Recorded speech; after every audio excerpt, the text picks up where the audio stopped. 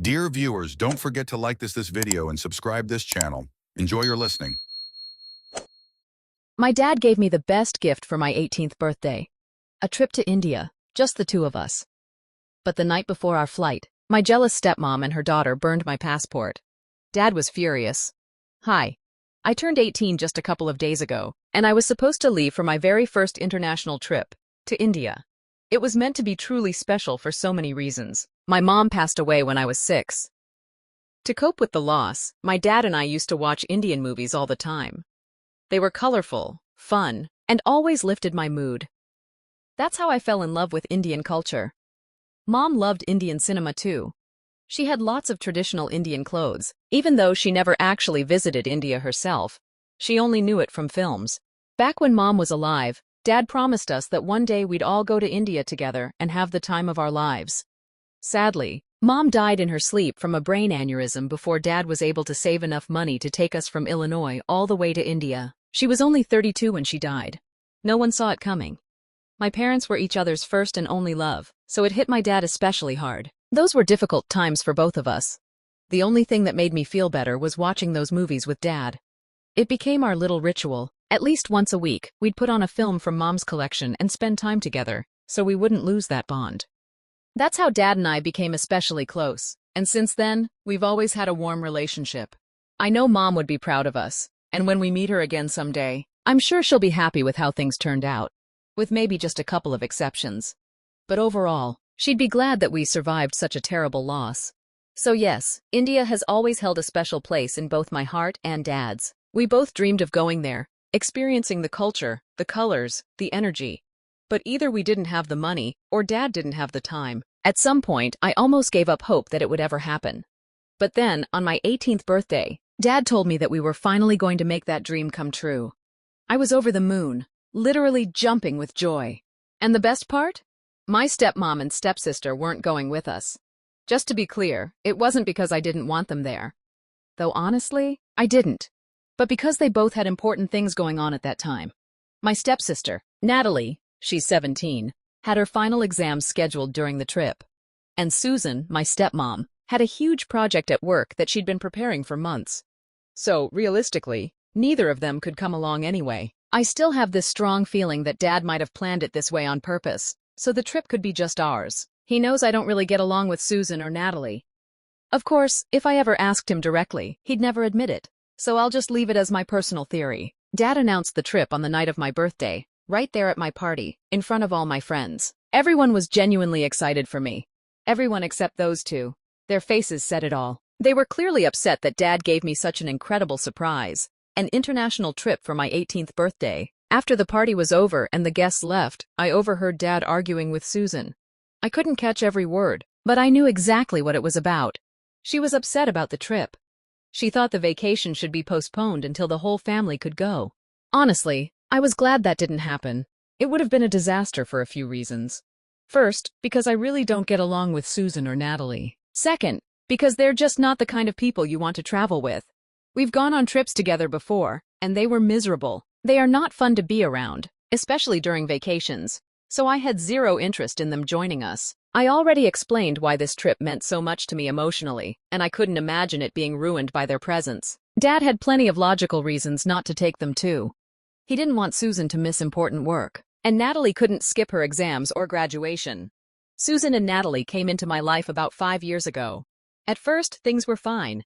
They were actually pleasant to me. Back when Dad was just dating Susan, neither of them treated me badly.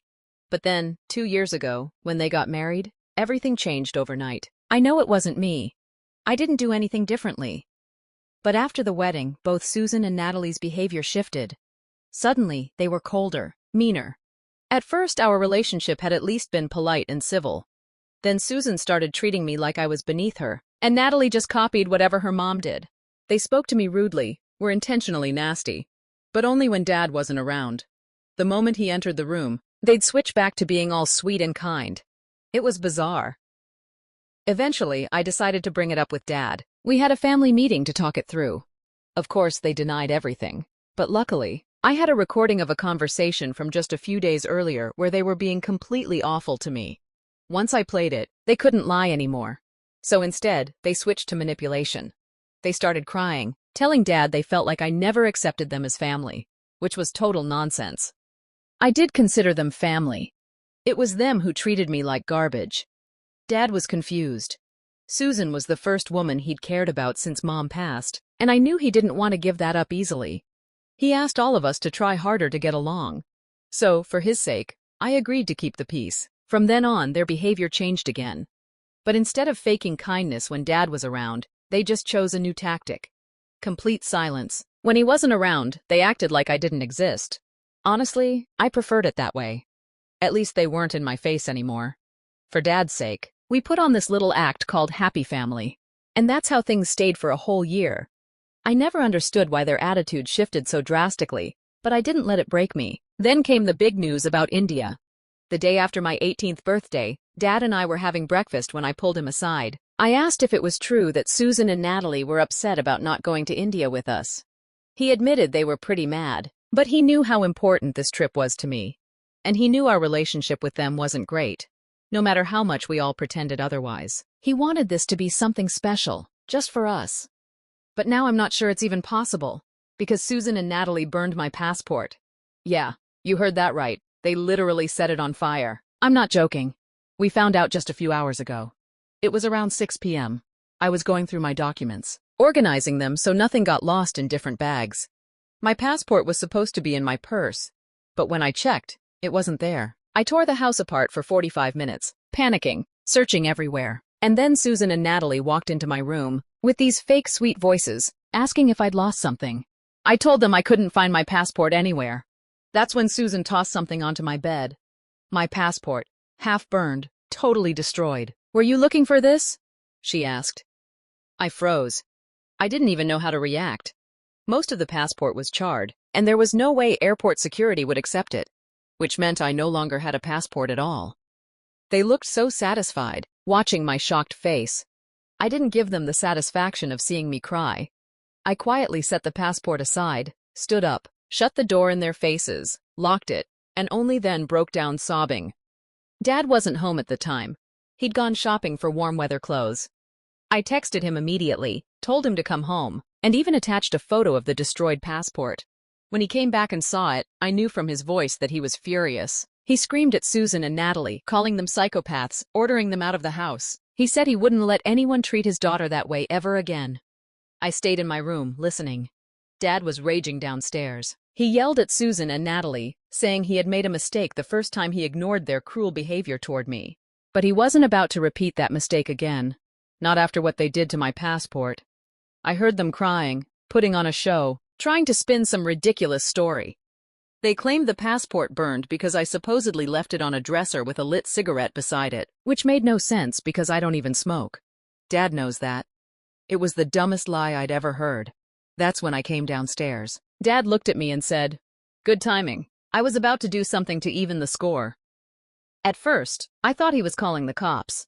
But instead, he went into his office and came back holding some papers. I had no idea what they were, but from Natalie's panicked face, I knew it was serious. A minute later, Dad ripped the documents in half right in front of Susan. Turns out, those were student loan papers he was going to co-sign for Natalie. She needed the loan to pay for college, because her mom hadn't saved up for her education.